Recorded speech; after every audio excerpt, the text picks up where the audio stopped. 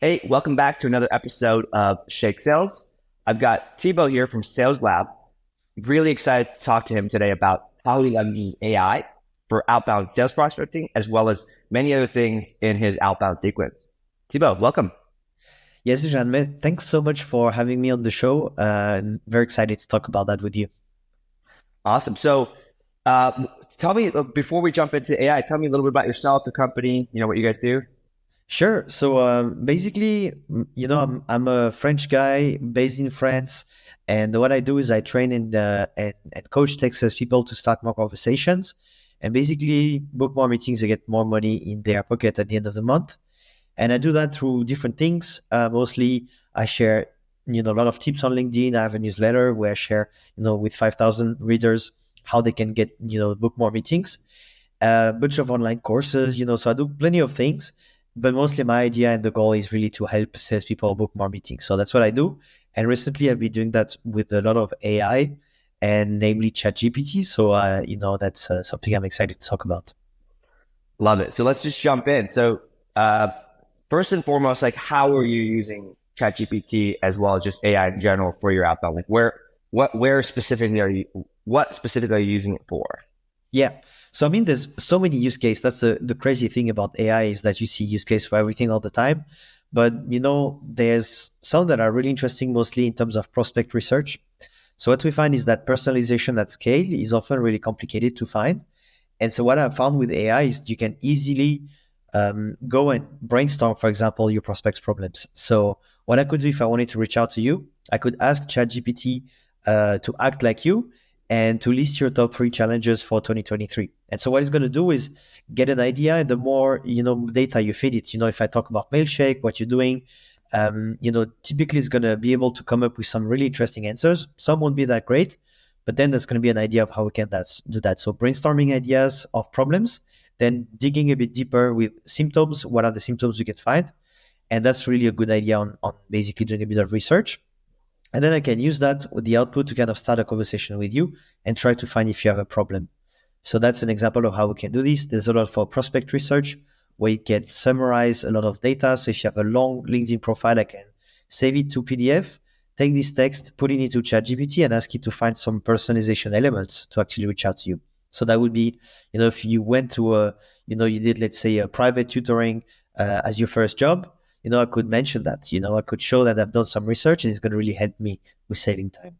And another use Love case it. would be to actually build cold outreach messages.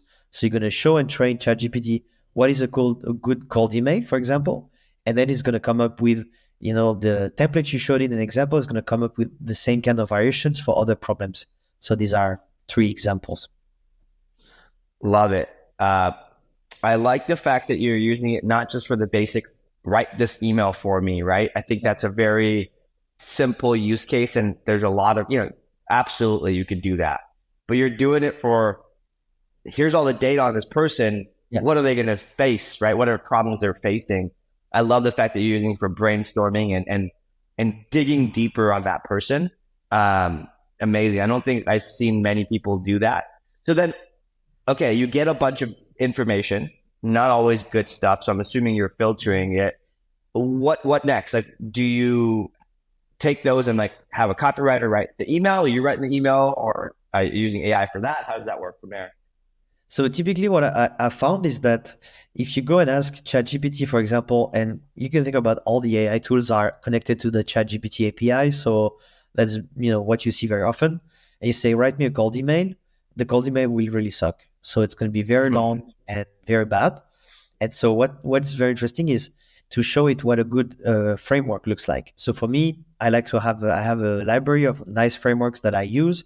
There's one, for example, called Doodle Math, where I would go and say, hey, typically, Sujan, we see that we have, 3% reply rate on average on cold outbound. And, if you manage to go to 10%, typically you're going to make, I don't know, 12K more every month or something like that. And basically I'm going to, show ChatGPT how to structure this message. So what are the elements of the cold email?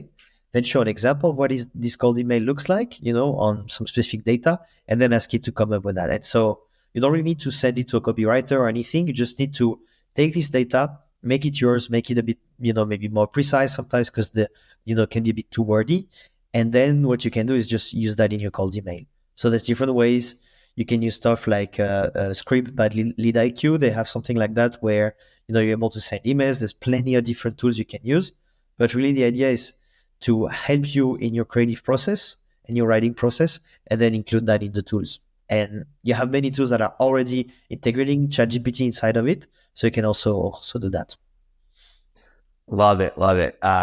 It seems like this is just like everyone's predicting. It's like your virtual assistant, right? You're helping scale your efforts. So you do this for yourself and for clients, right? Yeah. So basically what I do is I personally do it for myself for booking meetings with prospects I'm interested in talking with, but I also train people through online courses on doing this. And I don't really run and build sequences for other people, but I typically train them on how to build sequences for themselves. Love it, love it. And so what kind of open rates have you, so from using this strategy versus using, the way you were doing it before, my guess is like similar process, but similar things you're looking for, but a lot more manual work, right? You've got maybe VAs digging up details, contact information. What's your open rate? Have you noticed a difference or reply rate? Any change? Yeah, so I've noticed, I'm mostly working with LinkedIn. In terms of open rates, there's something you can play with in terms of email title, subject titles. So that's really important there to do the same process where you train ChatGPT on what is a good subject line, and then it's going to come up with that. But for the replies, for example, I went to, I usually have a 38% reply rate. And now what I see is with ChatGPT, I get to 43, 44%. So you get a lot of really good replies where people are, really, before I wasn't able to make this connection where I was mentioning for example, I use ChatGPT to go and mention something specific in the profile of this person, and this boosts my reply rate. So I got a lot of things where I talked about, people talk about their achievements. So, let's say they do 143% of achievement, and I'm going to mention this very specific number. So this is the kind of thing that I've seen is I'm able to do this connection and get some good reply rates with that. I love it. I love it. So really what I'm hearing from you is you're really using AI for extreme personalization, right? Yeah. It's almost like it's not that, I kind of hear this as like, let's just say pre-chat GPT 5 or 3.5, when it was open to the public, you literally have to use scrapers, VAs, and a slew of like mining to get this information. Yeah. Whereas the AI is like, boom, it's gonna grab it really, really easily. Yeah. And then you get a little bit of that cognitive thinking of like, okay, scan like maybe 20, 30 things, and it's deciding what's a good one, right? Yeah. And it's better than, I'd say, that whole process might have taken a human 2 hours to do, or maybe 15 minutes per person, but now it's like instantaneous. So I love it. It's like super scalable. And so my takeaways here are, you're not using AI for writing a shitty email, right? Like the emails are going to be bad and they're too long, they're too lengthy. Like you're using AI for hacking your research, drastically reducing the time and cost. And then you're using AI for personalization to grab information that you would normally do manually. So, to me, it's the best use. First of all, okay, lastly, 38% of reply rate to 40s reply rate. Both of those are amazing. What do you think? So before your AI stuff, before leveraging this stuff, 38% reply rate. How do you get there? What's the formula, secret sauce? So the secret sauce is mostly consistency, but also making sure that you are using something where you use some kind of problem-oriented messaging, where you're not selling your stuff and say, hey, I'm Thibaut Souyris and I'm going to sell you something, but more, hey, I noticed this thing. So it can be, let's say someone checked your profile, LinkedIn profile, or liked someone else's post, which is very common, about a specific problem. And then I can say, hey, noticed you've liked, this specific post about recruitment issues or something like that. And then what you're doing is you're asking a question, a problem-oriented question, where you say, how do you avoid or prevent this specific thing from happening. So how do you avoid, I don't know, wasting 30K, per miss hire? Because if you're interested, I have a quick resource or a small framework or playbook I can share on how to, like eliminate 60% of bad candidates in your hiring process. Interested in learning more? So basically, when you're using this message, you're not saying, "Hey, book a meeting with me, let's talk and everything," but saying, "Do you have this problem? If you do, I may have something for you, but you have to reply to get it." And so that's leveraging what I call the Netflix effect, where if you've been on binge watching on Netflix something, it's because they use cliffhangers at the end of each episode, and basically you want to know what's happening, so you keep watching. That's the same thing here. You say, "Do you have this problem? If you do, I have something to help. Just hit reply, and I'll actually tell you what it is." And so that's a really good way to get some good replies. And yeah, that's what I would say. And doing a lot of follow-ups, obviously. Love it. Where can people find your course? It feels like I need to go register for the course myself and take a quick refresher on these strategies. And what's awesome here is like what you describe isn't rocket science. It's just good old fashioned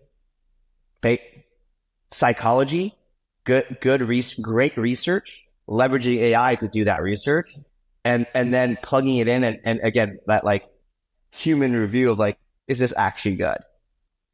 Yeah, exactly. That's you use human psychology in the end, and that's the thing is you always are like, I read a really interesting stuff about I think it's called autonomous agents, where basically it's taking the next level ChatGPT and basically you say, here's your goal, find all the steps you have to do to actually reach the goal and execute them. And so basically what was the saying in the article is that you're basically going to have your ChatGPT or your autonomous agent speaking to another one, but we're not there yet. So we're still having humans making decisions.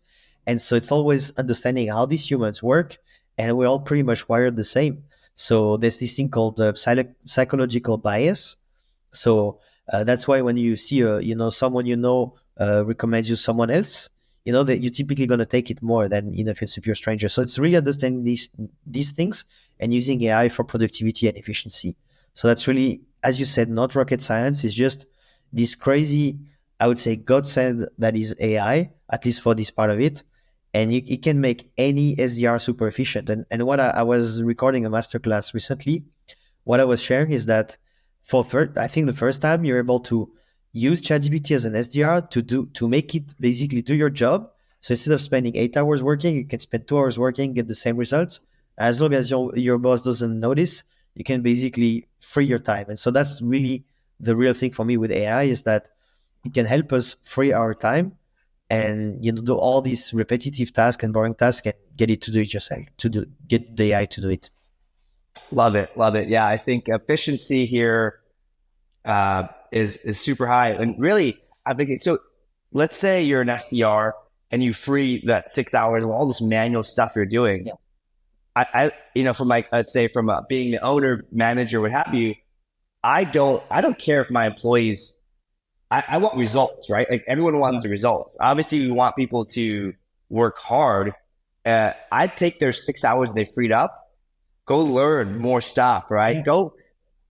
Go read a book on psychology, get better, right? Like, or twiddle your thumbs or follow up with leads. Like that, buying your time back, it gives that SDR an army of people, Yeah. theoretically, but it's just AI kind of helping them scale and be more efficient. So it's amazing to kind of see how much it can do. So for those of you guys watching, listening, first of all, try this. Use AI, or just try that personalization. Mention something very specific, a problem, an achievement. Use that Netflix cliffhanger approach and just see how that works. And also sign up for SalesLab, right? Go that coaching route. 38-40% reply rate is unheard of at scale. Yeah, exactly. So basically, I got this. You were asking where you could find this course, so I'll share the link with you on the AI course. But basically, yeah, for me, it's like using all these things. ChatGPT, I think, is really interesting. And as you said, if you can free up time, it's great because as an SDR, individual contributor, you can learn plenty of things. Or instead of getting maybe 12 opportunities out of 8 hours, I don't know, out of like 40 hours a week, you can get a lot more opportunities for the same amount of work. So it's really about you do whatever you want with the time it frees. Personally, I focus on enjoying life, but it's just a personal choice, and I don't have a boss, so that helps. But it's basically, it's really a good way to be super efficient, but you have to know the basics before.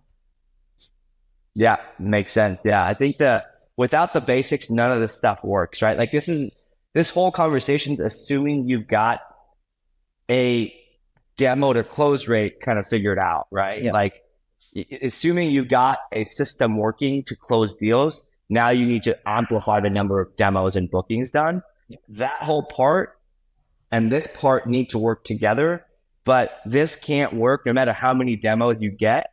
Can't work unless you get what is your value prop? How do you actually, get on the phone, close them? A lot of, at Mailshake, we get, hundreds of customers through the door. And we, most of the biggest thing we tell people is like, don't rush going to scale. Figure out what you're going to sell. If you're just starting out your outbound sales prospecting or outbound sales, chances are you don't have your positioning down. You don't have your pitch. You don't have everything figured out. Yeah. Don't go book 500 demos and then try to figure out what to do and how to close them. Book 10, learn, optimize, scale. And, that first 90, 120 days go super slow so that you can go laser fast or, really fast afterwards. Yeah, exactly. Cool. Well, hey, thanks so much for joining. Follow your news. So there's going to be a bunch of links in the show notes here. Follow his LinkedIn newsletter. We're going to link to the AI course and look out for more content here from Mailshake. Yeah. Thanks so much for having me, Sujan. That was really good, and talk soon. Take care.